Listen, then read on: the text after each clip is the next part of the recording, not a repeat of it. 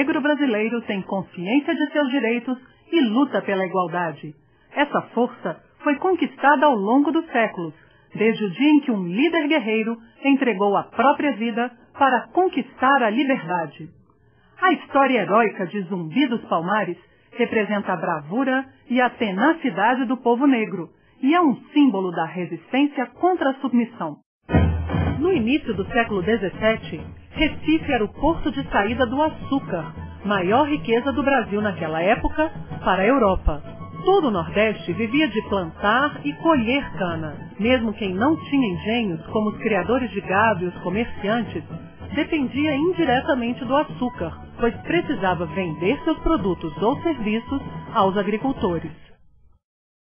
O tráfico de escravos entre o continente africano e o Brasil foi talvez um dos melhores negócios do período. O modo com que aquilo será feito levou, evidentemente, a uma sofisticação muito grande nas negociações e no comércio.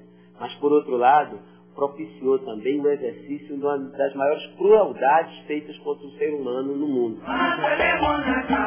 Mesmo em alguns países da Europa, a escravidão era comum naquela época. E nas culturas de açúcar brasileiras, onde era preciso muita força de trabalho, a escravidão parecia ser a única solução possível. Primeiro, os colonos tentaram submeter o índio, capturado na região ou comprado dos bandeirantes. Mas eles não se adaptavam bem ao trabalho, produziam pouco e, em geral, morriam logo depois de aprisionados.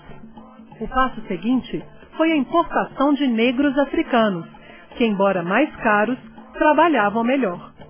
Quando começaram a chegar os primeiros carregamentos de escravos da África, os senhores de engenho passaram a visitar Pernambuco.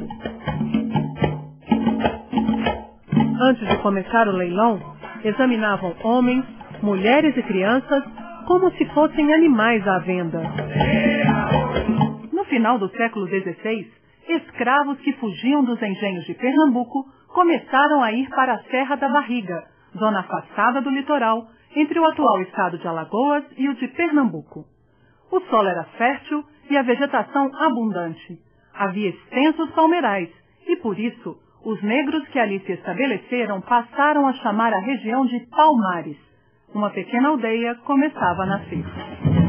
Tornou-se uma das maiores comunidades de fugitivos do mundo. Mais de 30 mil pessoas no auge. Foi dividida em inúmeros mocambos ou aldeias, nas quais reinventaram cultura e identidades de seus ancestrais. Resistiram às tentativas de invasão das tropas portuguesas e holandesas. Palmares se tornou uma ameaça para os senhores de engenho, que organizaram as entradas, expedições de captura aos quilombolas. Os quilombos também se espalharam por Sergipe, Espírito Santo e Rio de Janeiro.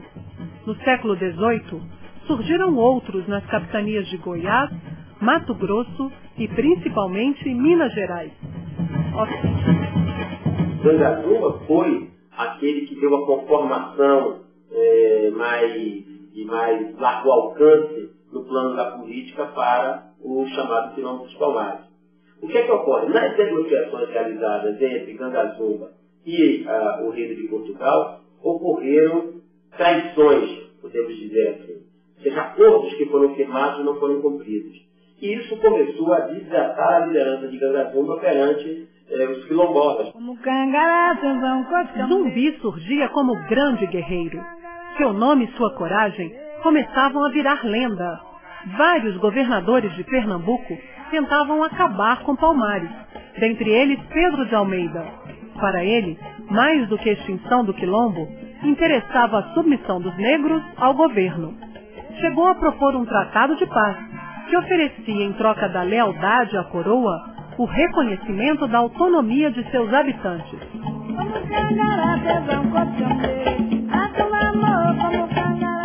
Gangazumba aceitou a proposta do governador, mas Zumbi não concordou.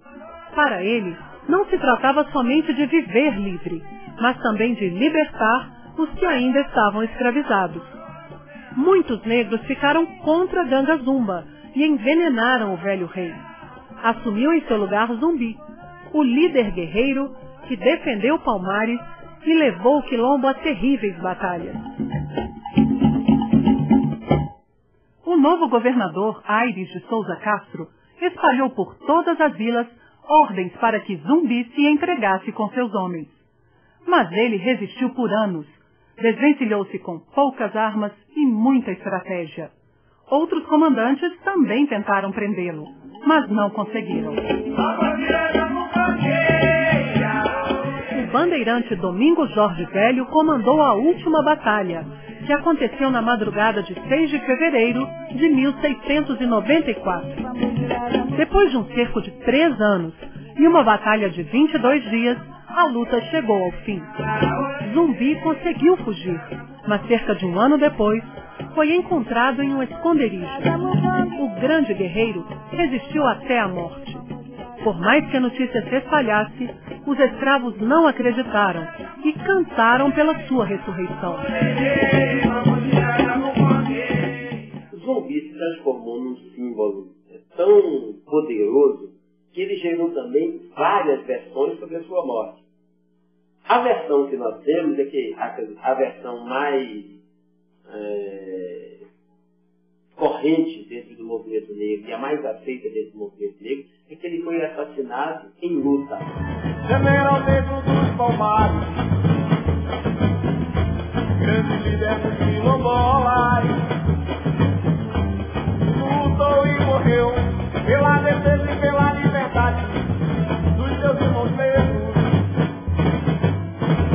20 de novembro é considerada a data oficial da morte de Zumbi e se comemora o Dia da Consciência Negra. Por simbolizar a libertação do negro brasileiro, Zumbi é considerado um dos construtores do Brasil. Salve Zumbi Rei!